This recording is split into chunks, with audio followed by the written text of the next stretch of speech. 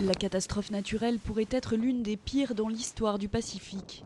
C'est ce qu'affirme l'UNICEF après le passage d'un terrible cyclone de catégorie 5 au Vanuatu.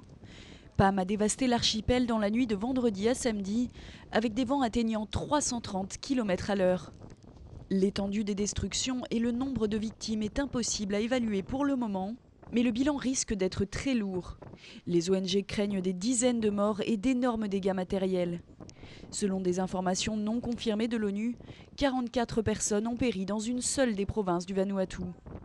Le cyclone a traversé la principale île de l'archipel où habitent plus de 65 000 personnes avant de s'abattre sur un groupe d'îles situées plus au sud et qui compte 33 000 habitants.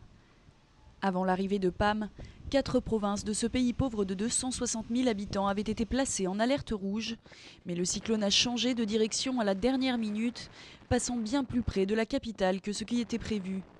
Des vents destructeurs de la force d'un ouragan, des pluies torrentielles et des crues subites sont encore attendus ce samedi selon les services météo.